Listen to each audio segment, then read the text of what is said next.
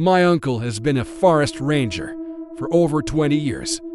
He works in a national forest in the Pacific Northwest, the kind of place where the trees are so tall and dense that even during the day, sunlight barely reaches the ground. When I graduated high school, he invited me to spend a week with him at one of the remote ranger stations. I thought it would be a cool experience hiking, fishing, maybe learning a little about the job. What I didn't realize was how isolated those stations actually are. The ranger cabin was about 40 minutes from the nearest paved road. No cell service, no nearby houses, just miles and miles of forest stretching in every direction. The cabin itself was small and simple. 2 beds, a radio, basic supplies. The first 2 days were completely normal. We drove out to check trail conditions, removed fallen branches, and talked to a couple of campers near the main areas. Nothing unusual. On the 3rd night, my uncle woke me up around 2 a.m. "Stay quiet," he whispered. I sat up immediately. The cabin was dark except for faint moonlight through the window. "Do you hear that?" he asked. At first, I didn't.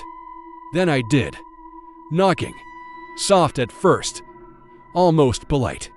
3 slow knocks on the cabin door. I felt my stomach drop. Nobody should have been anywhere near us at that hour. The nearest campsite was over 6 miles away. The knocking came again. 3 knocks. Evenly spaced. My uncle didn't move toward the door. Instead, he reached for the radio beside his bed and turned the volume slightly up.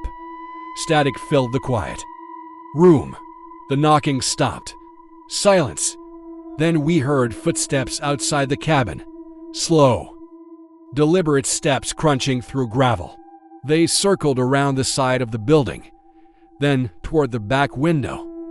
I could see the shadow of something passing briefly in front of the thin curtain. Then a voice spoke. "Ranger?" It sounded like a young man. Calm, almost casual. "We're lost." My uncle didn't respond. The voice came again. "Ranger, we need help."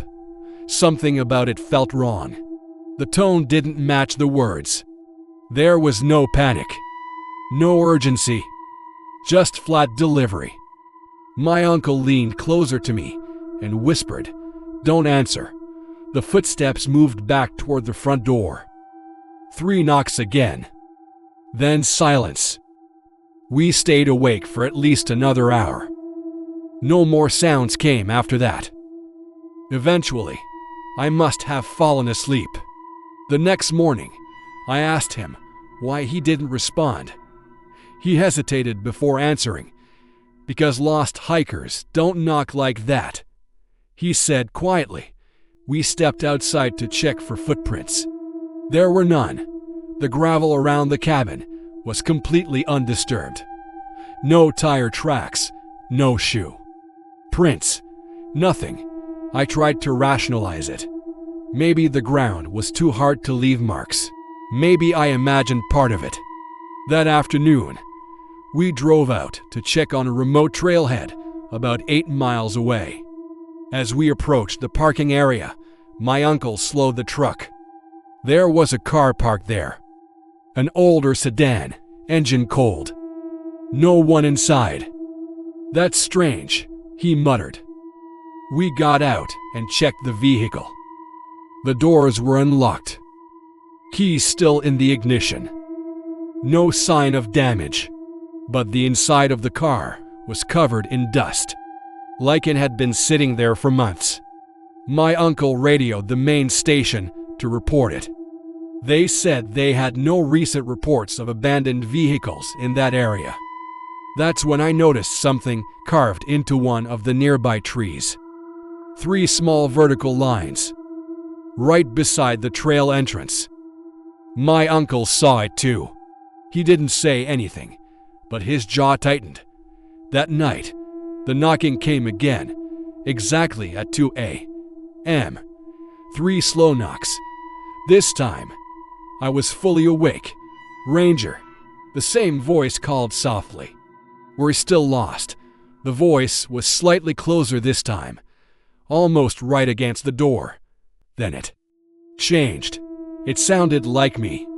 "Uncle," it called. My blood ran cold. It was my voice.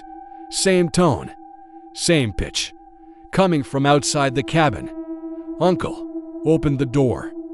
I couldn't breathe. I looked at him, and he was staring straight ahead. Face pale but calm. "Don't speak," he whispered. The voice outside tried again. "Please." Then it laughed, not loud. Just a short, quiet laugh that didn't sound human. The cabin walls creaked slightly as something leaned against them. I could hear breathing through the thin wood. Then, slowly, footsteps moved away. The next morning, we checked the cabin exterior again. No footprints, but on the wooden door, just below the handle, 3 shallow scratches had appeared, perfectly vertical. That afternoon, my uncle made a decision. "We're heading back to the main station early," he said. We packed up quickly and drove out before sunset. As we left the Ranger Road and re-entered the main highway, I finally felt like I could breathe again. A week later, I asked him if anything like that had happened before. He nodded slowly. "Every few years," he said. "Someone reports knocking at a remote cabin, voices asking for help. Always at 2 a.m. "Has anyone ever opened the door?" I asked. He looked at me for a long moment before answering. "Once." "What happened?" He didn't reply. He just shook his head slightly and changed the subject. "I haven't gone back to that cabin. But sometimes, when I wake up randomly in the middle of the night, I check the clock. And when it reads 2 o'clock a.m., I listen carefully, just in case I hear 3 slow knocks on my bedroom door."